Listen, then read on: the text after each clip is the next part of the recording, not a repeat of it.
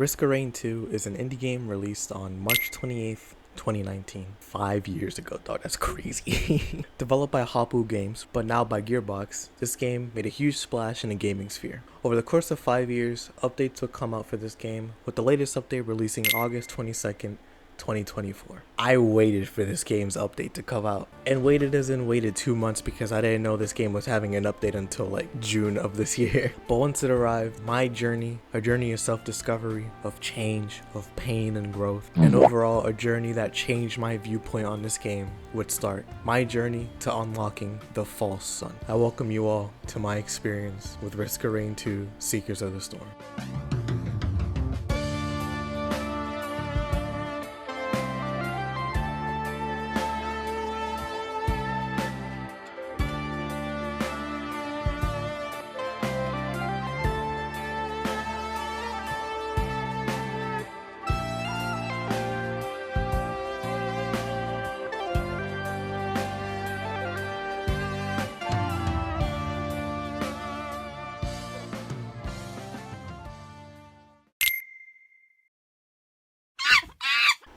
So, the DLC released to mixed reviews to say the least. A lot of people experience bugs varying from item synergy soft locking your runs, to new items not working, optimization issues, the game itself not working as intended. The only bugs I experienced were minor ones and not being able to upgrade my PS4 copy of Risk of Rain 2 to the PS5 version. But that issue was fixed relatively quickly, like a week or two later. Barring that, I had a blast experiencing everything that the DLC had to offer.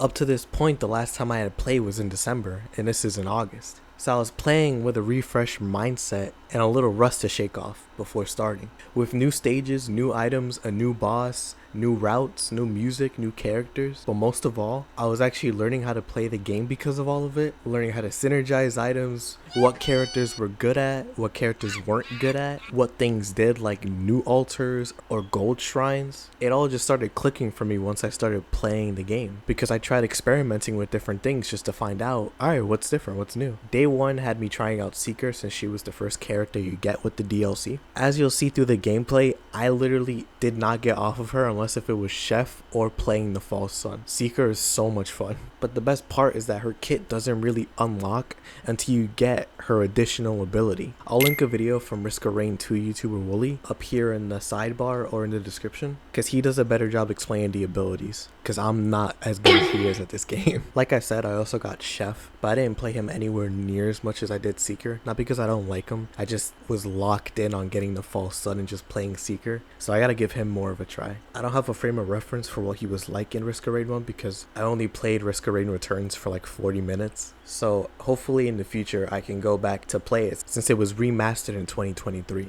But during my day 1, since I unlocked Chef pretty easily and completely on accident too, I literally stumbled upon his unlock. All that was left to do was just unlock the False Sun by beating his boss fight, and I'll consider myself successful.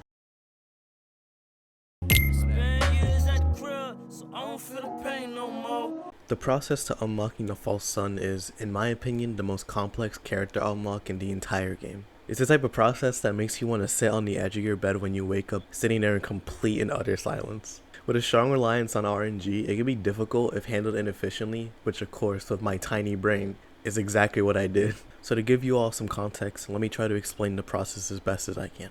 Step number 1. Find a new altar or a gold shrine so you can go to the Gold Coast. New altars are pretty easy to find once you know their spawn positions on each map, which luckily aren't random, so if you look up where they are, you'll be able to find them and memorize them pretty easily. Gold shrines are random, however, and are way harder to find. I literally found 2 of them over the past month when making this video, so I wouldn't rely on that one as much. Step 2.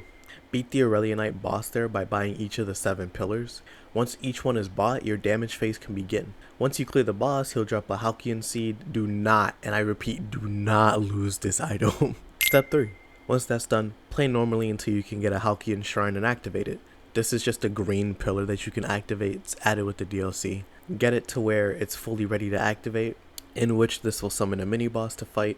Beat it and then a green portal will spawn. You don't need to beat the stage for the green portal to spawn, so you don't have to worry about any of that. I would recommend beating the stage though, but not going into the blue portal, just immediately going into the green one because it does help you level up faster. Step 4. Go through the next green portal stages until you end up at the Prime Meridian. Climb up to the top of it. I break every tower on the way there. I don't know what it does, but it just feels right. Once at the top, you'll get options on trading in items for better ones, potentially, usually red items, some green ones, one white one, before going out to fight the boss. Step 5. Once you get to the top, the fight truly begins. It's a 3-phase boss fight now because of the Halcyon Seed, before it's usually 2. The False Sun will randomly take away your abilities in this fight, and the way to get them back is to destroy the same pillars you destroyed on your way up here. They will be in the boss fight arena, so you can just do that and get them back. The final phase has the Halcyon Seed that you got from the Gilded Coast come in, and you have to fight both of them at the same time, making this fight a lot harder than a normal one. I'm sorry, young one. I betrayed your trust. Once you beat the both of them, the character will unlock and the run will continue. It actually doesn't end there. This isn't an ending. It will only end when you obliterate yourself or you beat Mithrix. When I tried to do this, I would end up going to the boss half-baked because I was rushing it. I didn't realize that I wasn't ready build-wise and skill-wise. I was face-tanking a grind against my friend's better judgment. 2 of my friends that were in a Discord call with me when I was doing it were just so concerned for my well-being because I was over here tweaking out whenever I would lose. But I was having so much fun, which sounds crazy, but I had fun because the game was fun. Losing was so deflating and downright maddening, but I would go back in immediately because I was hooked on the game. It took me 2 weeks to beat him because I didn't realize how flawed my method was, so I changed my approach once I did and took my time strengthening my build. This did get me farther, but not over the hump just yet. I kept falling short at the boss fight even with better builds. I just couldn't get over it, so I called in some help.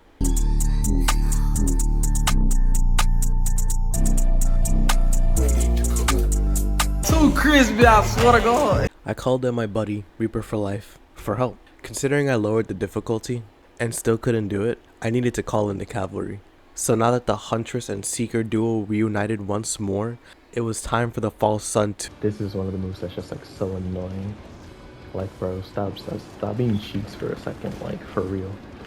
Like learn to actually play the game, get some tech, read up on knowledge, bro. Get put onto some game. Dang, bro.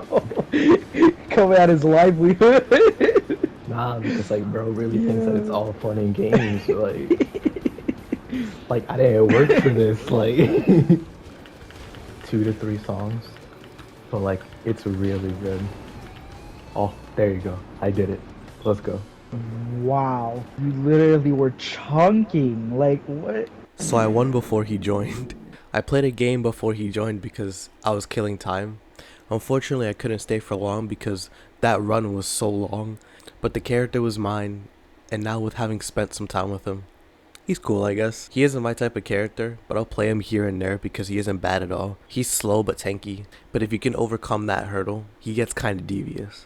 But the Seeker brain rot changed the shape of my soul at the end of it all, so I'm still kinda stuck in that phase.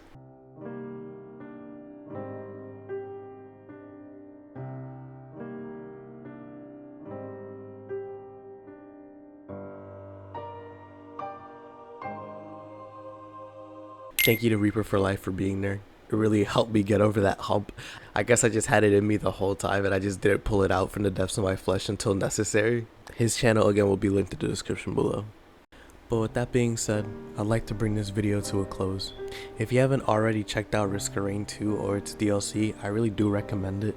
Having every character now, I can say that I haven't enjoyed a game this much in a long time. This game's replayability is unmatched. Every character just has their own unique air about it, whether it's a redesign from a character from the first game like Multi and Handy, or if it's a completely new character like the Void Fiend. Every one of them has their strengths and weaknesses, and it makes finding out more about them and their synergies all the more fun and enjoyable. But with that being said, thank you all so much for watching. This video took like a week and a half to make, with me being sick in between and also just work as well. So I'm sorry that it took a little bit longer than the usual videos I make, but I wanted to put some effort into this video, so I hope that came through with the difference in quality for this one. If you enjoyed, please consider liking and subscribing to the channel. That really does help out. But with that being said, links to everything that I used or mentioned will be in the description. And until next time, this has been Infamous Isaac. I hope you all have a great rest of your day. Thank you so much for watching, and I'll see you all in the next video. The next video is most definitely going to be a free run video, so be excited for that. Anyways, until next time, peace.